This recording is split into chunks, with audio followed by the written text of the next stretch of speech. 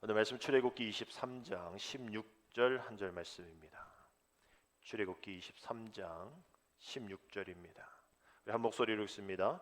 맥주절을 지키라. 이는 내가 수고하여 밭에 뿌린 것의 첫 열매를 거둠이니라. 수장절을 지키라. 이는 내가 수고하여 이룬 것을 연말에 밭에서부터 거두어 저장함이니라. 아멘. 할렐루야. 오늘은 우리 처음의 자리를 되돌아보며 우리가 다시 출발하는 올해의 후반기가 시작되어지는 우리 7월 첫 주입니다. 1년이 52주죠. 이제 주보 앞에 보면 27주다라고 나와 있어요.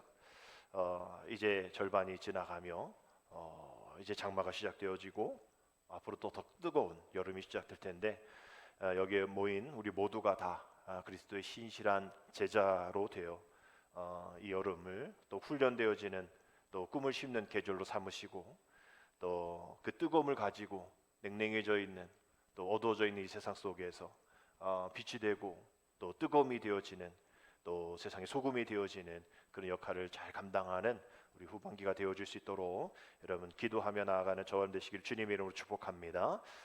이렇게 7월 첫째 주가 되면 우리 반년의 시간 가운데 동행해 주시는 그 하나님의 은혜에 감사하며 우리가 감사의 절기를 드리는 맥주 감사주의를 보내게 됩니다.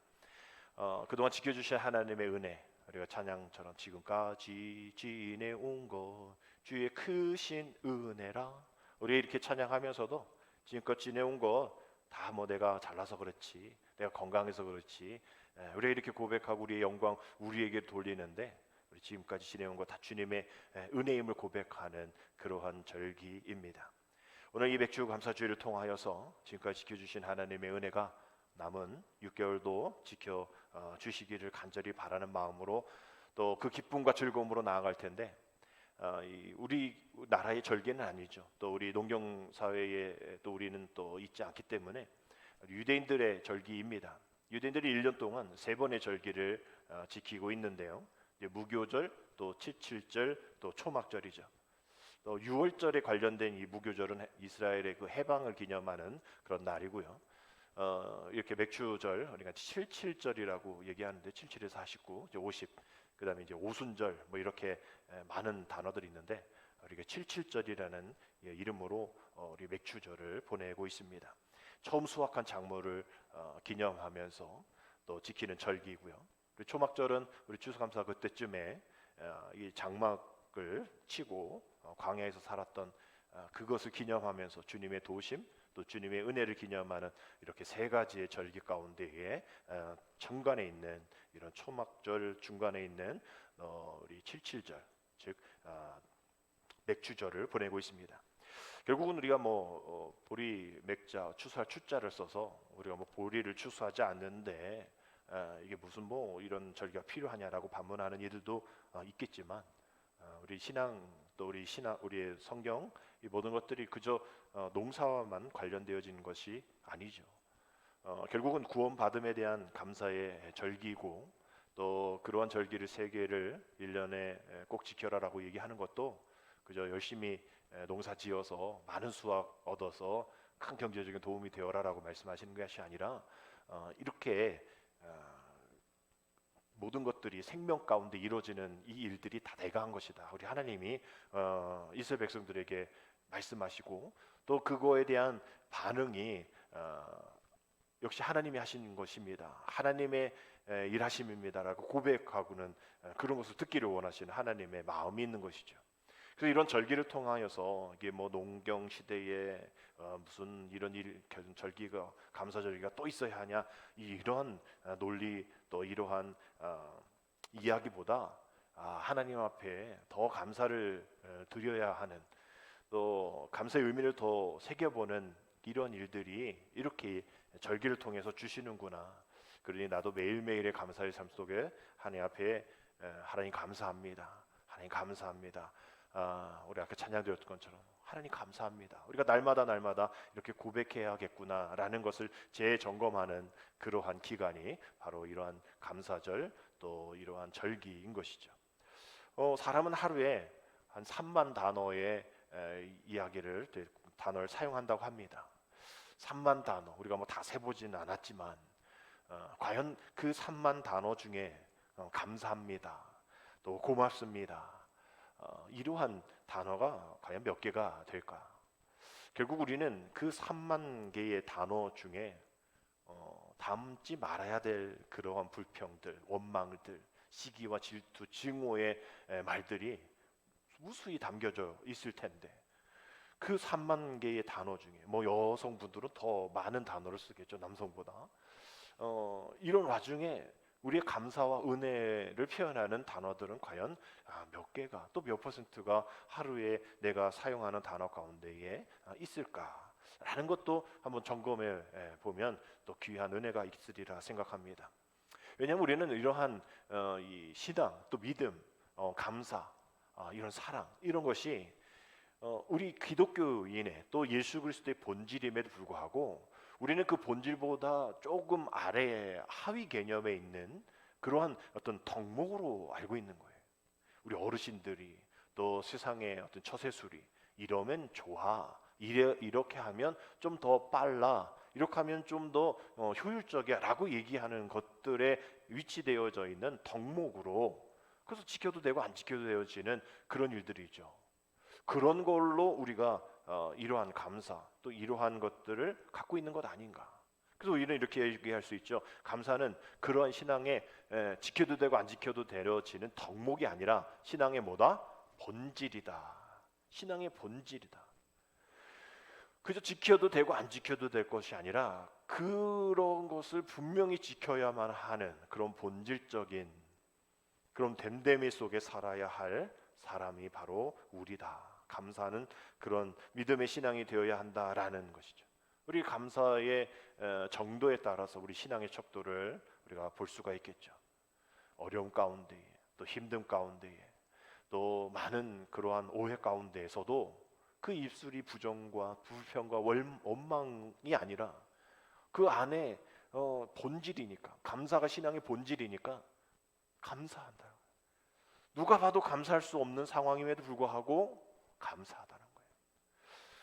그러한 감사가 세상 사람들 볼 때는 그 기준으로는 감사할 수 없는 상황이었겠죠. 그러나 내 신앙의 본질이기에 내 상황이 그렇지 못하다 할지라도 그저 신앙의 덕목으로 안 해도 되어지는 그런 일들이 있음에도 불구하고 신앙의 본질이 감사이기에 내가 믿는 믿음의 이유이기 때문에 날마다 그렇지 못하는 상황 속에서 그럼에도 불구하고 우리가 감사하며 살아가는 우리가 되어줘야 한다라는 것이죠. 결국 이렇게 감사로 축복하며 이야기하는 것이 좀 적은 이유는 지난주에 말씀드린 것처럼 그저 나중에 해도 된다 생각하는 것이죠. 하나님 주님께 감사함으로 나오지 않았던 그 9명도 대단한 믿음의 신앙인이다라고 말씀을 드렸잖아요. 근데 그들이 돌아오지 않은 이유는 그들이 감사를 나중에 해도 된다라고 생각했기 때문이라고 우리는 예측을 하겠죠. 주님의 말씀에 의해서 제사장에게 가는 그 자체도 큰 믿음이었기 때문입니다. 분명히 그들도 감사하려고 했겠죠. 그러나 이렇게 저렇게 하다 보니 집에 가보니 또 자식 만나보니 또 신기해하는 사람들에게 둘러싸여 보니 주님이 그 기억이 나지 않는 거예요. 우리도 그렇지 않습니까? 어떤 감사의 일들을 경험하게 되어지면 그동안 그렇게 감사했던 그런 사람들 뭐 이런 것이 생각이 나는 것이 아니라 그것을 어떻게 사용할까? 이걸 어떻게 지킬까? 뭐 이런 생각 속에서 감사하지 않는 일들이 있게 되어지는 거죠. 어제 뭐 로또 사신 분 계십니까? 12명 돼서 22억 받으셨다는데 뭐 이렇게 뉴스 나온 거 보면 전국의 그 복권 판매소가 한 8,200개가 된대요. 그럼 1등이 이제 12명 됐다는 거 아니에요?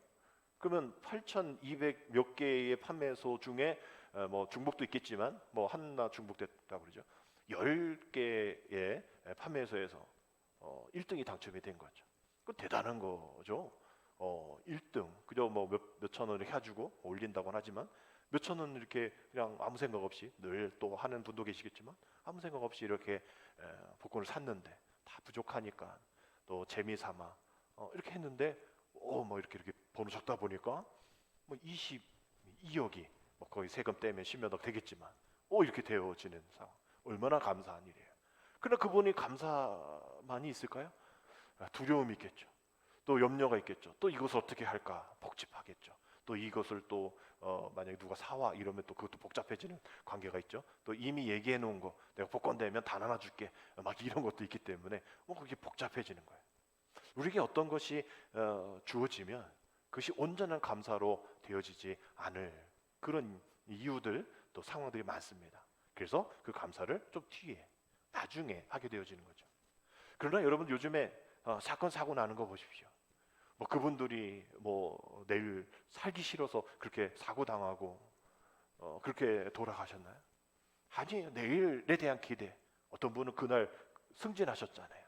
또 그날 승진해서 다음 날 그 회사 은행인가요? 시청인가요? 회사에 떡이 도착. 어제 죽었기 때문에 그 다음 날 미리 예약을 했겠죠. 죽을 그러한 생각을 누가 했겠습니까? 내 진급에 감사하다고 떡을 줄 생각을 하고 있었겠죠. 어떤 분은 아파트 현관에서 나오다가 위에서 자살하신 분에 맞아서 또 돌아가시기도 하고, 또 오늘도 그냥 지나가는데 그냥 자신을 쳐서 다쳐서 돌아가시기도 하고, 원치 않는 또 그렇게 생각하지 않았던 모든 가운데 우리의 내일이 없어지는 일들이 많단 말이에요. 우리의 상황이 그렇다라는 겁니다. 결국은 우리 감사를 늦춘다, 우리 기회가 없어질 수도 있다라는 것이죠. 그래서 우리는 후회하기 전에 감사를 표현해야 되는데 우리는 이렇게 말씀을 드릴 수 있을 거예요. 우리 같이 한번 읽어봅시다. 감사는 마음을 움직이고 사람을 움직이고 세상을 움직인다. 이 세상이 또 마음이 돈으로 움직이는 것 같고 어떤 사람에 의해서 움직이는 것 같지만, 그 돈과 그 사람이 움직이는 것도 맞지만 어떠한 사람 어떠한 돈인가도 달라지는 거죠. 마찬가지로 우리가 마음에 있는 그 감사를 통하여서 우리의 마음이 또 우리의 사람 또 우리의 세상이 움직이고 변화되어진다라는 겁니다. 그래서 지난주에 숙제해드렸죠. 여러분 버킷리스트처럼 감사의 리스트를 좀 적어라. 그래서 오늘 만약에 다 못 적으셨다 하면 이제 200주 감사절부터 우리 11월 첫째 주 우리 추수감사절까지의 그 기간을 우리 감사의 기간으로 삼아 감사의 리스트를 좀 적어 보시는 것도 좋으리라 생각합니다. 이러한 감사를 해야 하는 일들이 우리가 그 카운트 유어 블레싱 말씀드렸잖아요. 감사를 적고 생각하지 않으면 없다라고 생각하는 거예요. 근데 감사하고 이 불평하고의 이 비교를 해보면 되게 극과 극단에 있는 것으로 생각하는데 공통된 것이 하나가 있어요. 그것은 뭐냐면 이 두 개, 감사와 이 불평은 하면 할수록 커진다라는 거예요. 한번 따라합시다. 감사와 불평은 하면 할수록 커진다. 하면 할수록 커진다. 그렇죠? 우리가 지난주에 찬양했던 감사 위에 감사라는 찬양. 감사 위에 감사를 더할 때에 은혜 위에 은혜가 허락되어지네. 그 찬양처럼 감사는 감사를 낳아요. 이것도 감사. 우리 엄마, 부모 중에 엄마께 감사하면 우리 아버지한테도 감사할 게 있는 거죠. 이러는 거예요.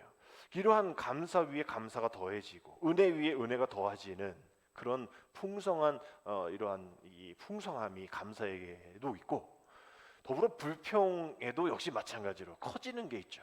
우리가 처음에 큰 것부터 불평합니까? 아니, 자그만 것부터 불평을 해요. 그게 이제 커지는 거죠.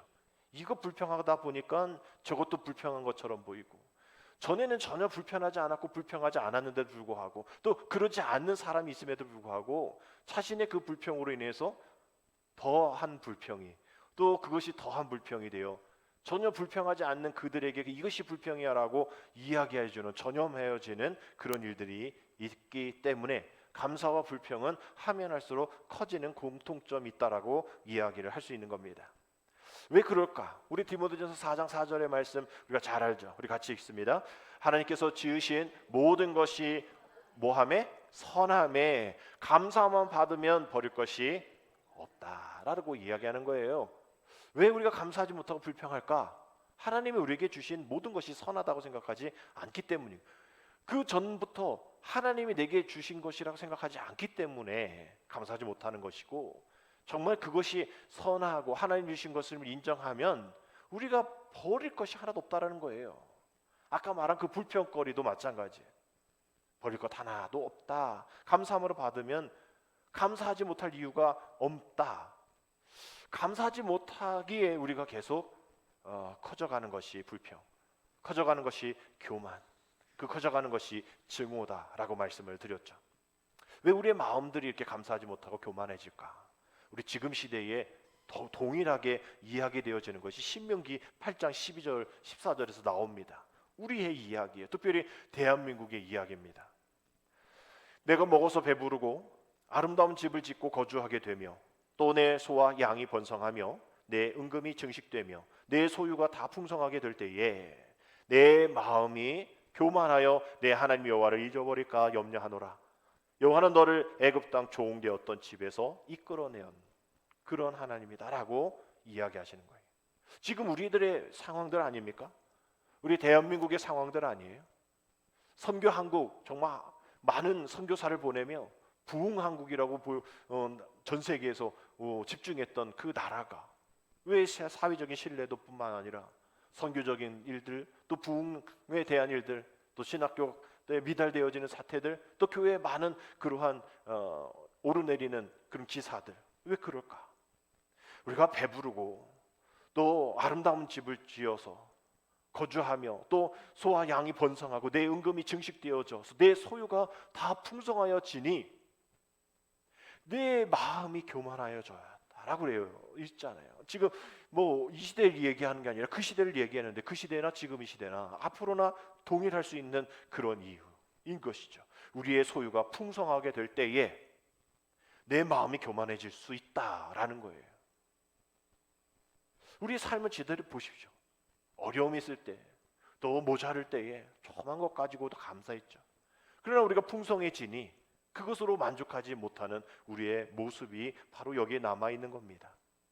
그 이유는 뭘까? 또 그러면서 하신 말씀은 뭘까?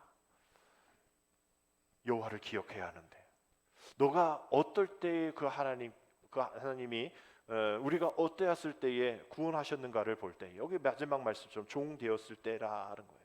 종 되었을 때에 우리가 종이지 주인이 아닌데 어제것만이라도 종이었던 이가 오늘 조금 풍성해졌다고 주인 행세하는, 그전에는 이것만 해주셔도 감사합니다라 했던 그러한 죄인의 종의 모습으로 엎드렸던 이가 이제 풍성해지니 주님을 주인으로 여기지 않고 주님 위에 주님으로 자기가 있는, 주인으로 자기가 있는 그런 모습으로 살아가니 염려한다라는 거예요. 염려한다.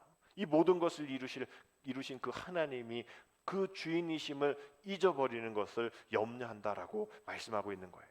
그래서 이러한 절기를 통하여서 주시는 그 하나님의 메시지는 오늘 말씀 읽은 것처럼 맥주절을 지키라. 이는 네가 수고하여 밭에 뿌린 것의 첫 열매를 거둠이니라 라는 말씀 속에 담겨져 있습니다. 결국 우리가 이렇게 절기를 통하여서 이 모든 것을 감사, 또 모든 것의 주인이 주님이십니다라고 고백할 수 있는 이런 감사의 절기를 통하여서 우리에게 말씀하시는 의미가 무엇일까?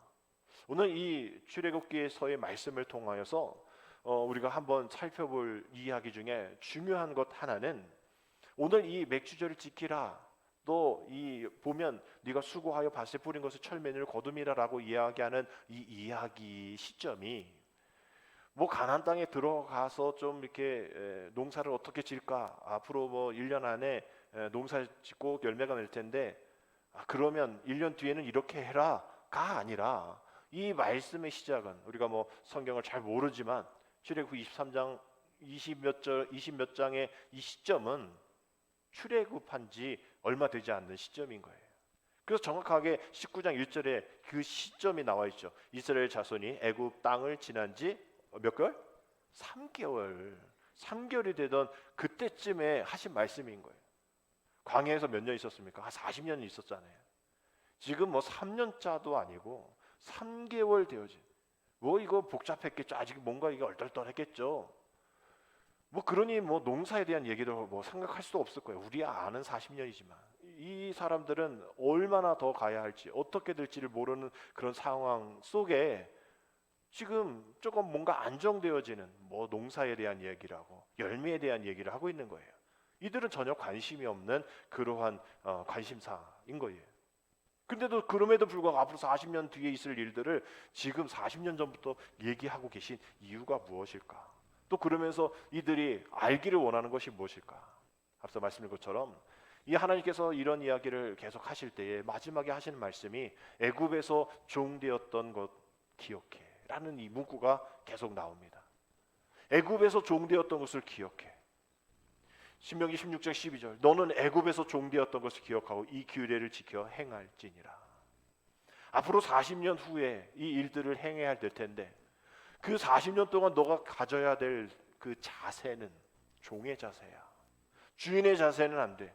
종 되었던, 뭐 종은 아니지만 너가 지금 자유자가 되었지만 종 되었던 것을 기억하면서 오직 주인이신 하나님만을 바라보면서 이 규례들을 행해야 돼라고 이야기하는 겁니다. 왜냐하면 앞으로 40년 동안 우리 하나님께서 보실 때에 뭐 40년도 아니죠. 나오자마자 뭐 물이 쓰네, 뭐 어째네, 뭐 홍해 앞에서도 그냥 여기서 왜 우리를 죽이려고 하냐, 우린 돌아갈 거야 라면서 다른 모세 말고 다른 지도자를 선출하게 하자고 막 이런 얘기까지 하고 모세와 아론 막 돌로 던지려고 하고 막 이랬던 사람들이잖아요. 그 앞으로 40년 동안 그 일들이 계속 이어져 나올 얘기 딱 쭉 나오기 때문에 그런 것을 통하여서 너희들이 가져야 될 모습은 종의 모습이야. 그 모든 것을 내가 다 이루어 주고 행해 줄 텐데 너가 가지고 있어야 될 마음은 종의 마음이야. 결국은 감사에 대한 이야기인 것이죠. 결국은 그 대대손 이르기까지 감사하지 않는 세대가 될 테니 지금은 아니지만 앞으로의 수학의 과정 속에서 그 종되었던 그 모습 속에서 이끌어 주셨던 그 하나님의 은혜를 생각하면서 살아야 해 라면서 말씀하신, 출애굽한 지 3개월밖에 되지 않았을 때에 하신 말씀이 바로 오늘의 말씀이라는 거예요. 왜 하나님 이렇게 첫 열매를 중요하게 여기셨을까? 앞으로 40년 뒤에 첫 열매인 텐데 결국 그 첫 열매라는 그 대표성 때문인 것이죠. 그 첫 열매는 그 이후에 맺히는 모든 열매를 대표하는 것이기 때문입니다. 처음 심은 것에 대한 결과인 것이죠. 감사를 심어라라는 거예요. 종의 마음으로 심어라라는 겁니다. 결국 그 첫 것에 대한 우리의 상식도 보면 그리 좋은 것 아니죠. 조금씩 지나야 좋은 것들이 나오는데도 불구하고 처음 것을 요청하는 것은 결국 우리 하나님은 우리의 어떤 크고 또 어떤 우리의 상품성과 또 우리의 존재의 어떤 위대함 이런 걸로 드려지는 것이 아니라 우리들의 그런 첫 마음을 원하신다라는 거예요. 우리가 은혜 받은 그 첫 시간 또 주님을 만났던 그 첫 마음으로 매일매일 살아가기를 원한다라는 겁니다. 그래서 그 첫 열매를 하나님 앞에 드리기를 원하는 그런 모습 속에서 그 첫 열매를 통해 감사하고 또 기뻐하는 것이 이 맥주절의 유래인 것이죠. 결국은 첫 열매가 그때의 감격과 그때의 믿음을 상징한다라고 볼 수가 있을 겁니다. 무엇이든지 처음 얻게 되어지면 그것에 대한 그러한 마음이 그 시간 또 그 기억 속에 남게 되어지는 것이죠. 결국 그 사람의 마음에 가장 크게 차지하는 것, 또 그 사람이 생각하는 그 큰 것들이 다른 것이 아닌 하나님 본인 자신이 되었으면 좋겠다라고 말씀하시는 겁니다. 주님의 요청은 그리 어렵지 않아요. 또 그렇게 우리의 하기가 심각하고 또 우리가 그렇게 고민할 문제가 아닙니다. 그저 그 첫 시간, 그 첫 마음을 또 그 첫 열매를 또 많은 것도 아닌 그 일부를 나에게 주어.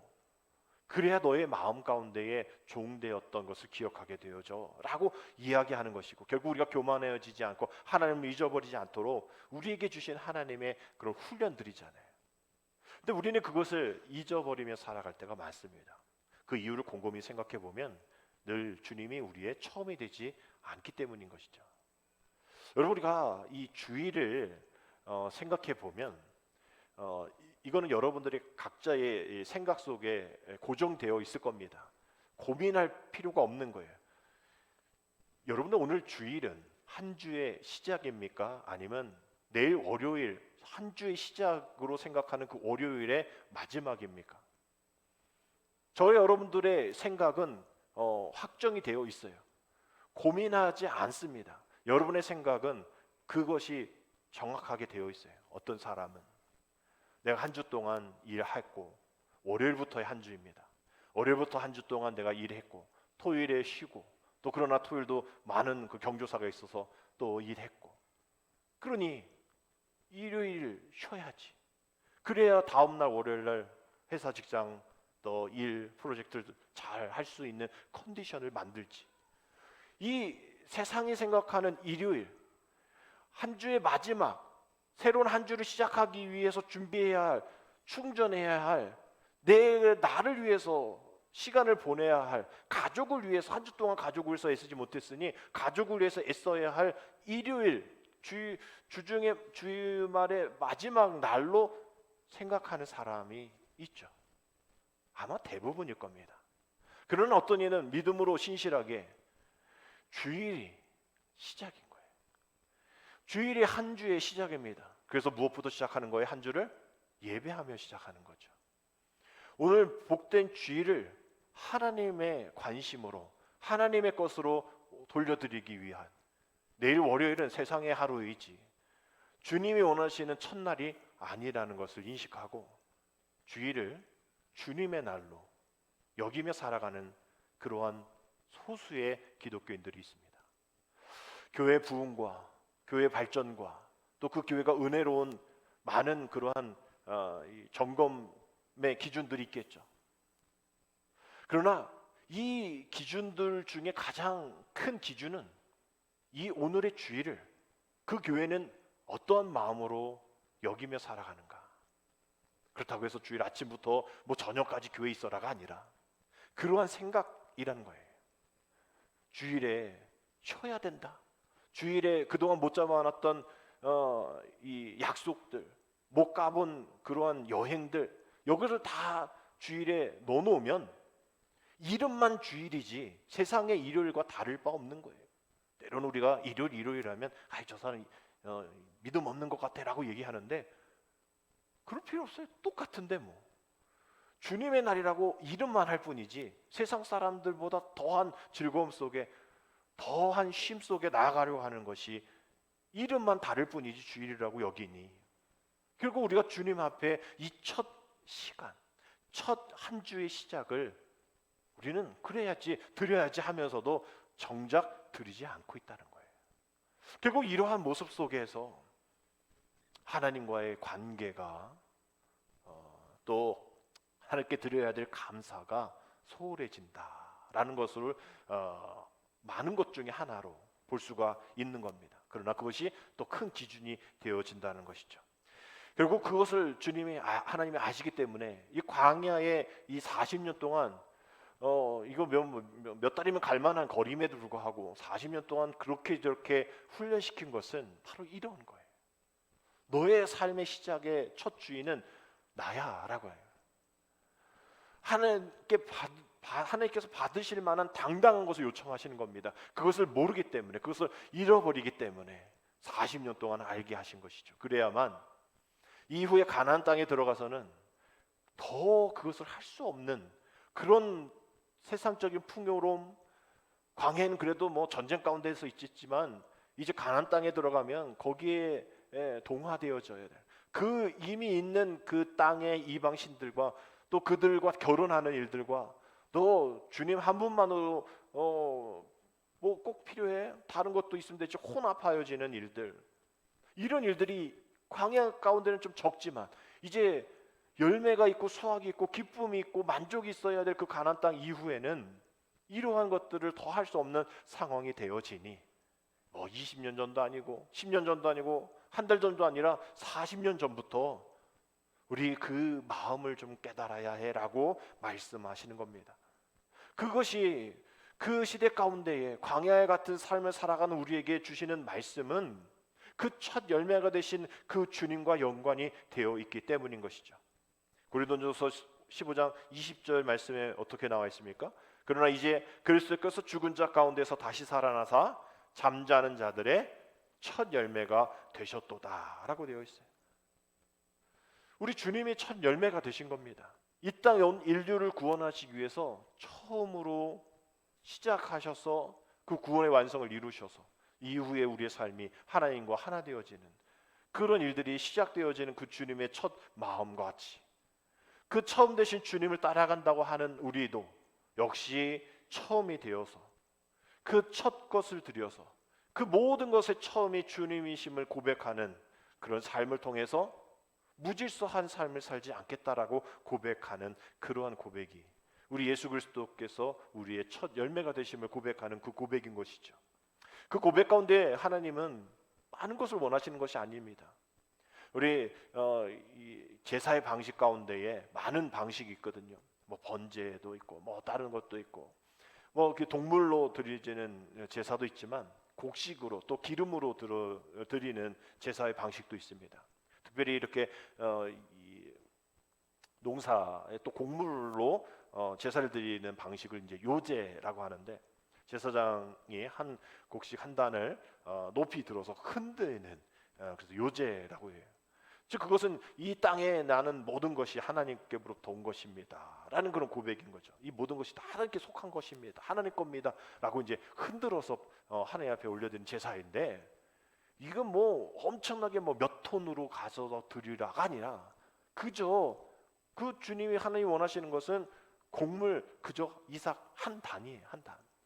그 한 단만 흔들면 되어지는 거예요. 나머지 다 니네가 가져. 결국 그것이 무엇을 얘기합니까? 결국 나를 먼저 생각해줘. 많은 것으로도 필요 없어. 그저 처음 것, 그저 자그마한 것이라도 내게 감사하는 마음, 하나님이 나의 처음입니다라는 그 고백이 있으면 돼. 결국 이 땅의 교회, 이 땅의 믿음의 사람들에게 요청하신 하나님의 마음도 별것 없습니다. 뭐 큰 교회여야만, 큰 재정으로 또 뭐 큰 일을 해야만 하나님이 받으신다? 물론 그렇게 받으시겠죠.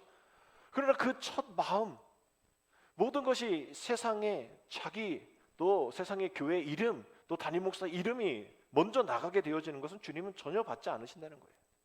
별거 아니어도 그저 자그마한 첫 이삭의 한 단과 같은, 그러나 그 마음 가운데 온전히 이 모든 것은 주님으로부터 시작되었습니다. 앞으로도 이루어지실 그 주님, 철저한 믿음, 하나님 맡기는 믿음 가운데 하나님 제일 중심으로 살겠습니다라는 그 마음을 가지고 있는 그런 교회, 그런 교인을 하나님이 받으신다라는 것이죠. 그러니 이 모든 것들이 하나님의 방식으로 그렇다면 우리는 그러한 방식대로 살아가면 되어지는 겁니다. 이래야 하나님과의 관계 속에서 무엇이 하나님이 원하시는 일인지, 선물이라는 것이 뭐 내가 좋아서 선물하는 게 아니라 그 사람이 좋은 선물을 줘야 되는 게 맞잖아요.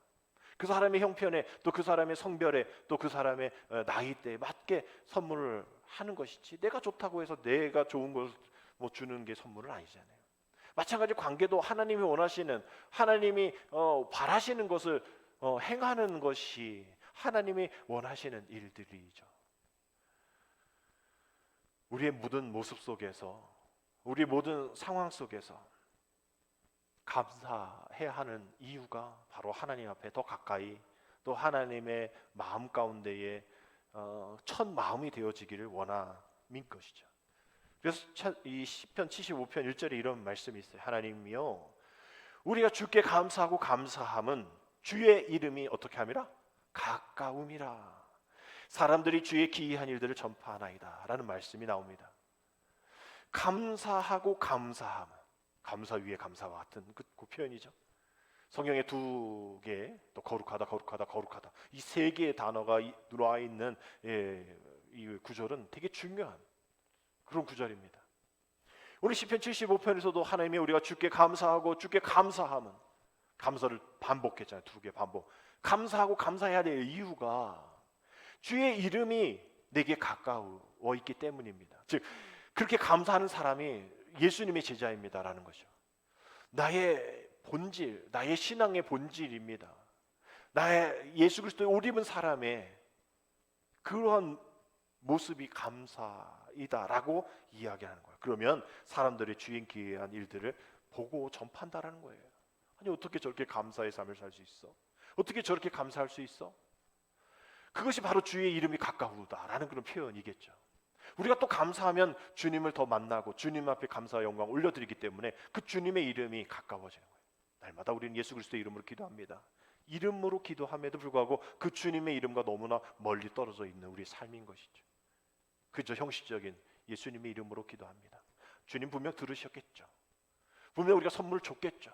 그러나 주님이 원하시는 선물은 아니었던 거예요.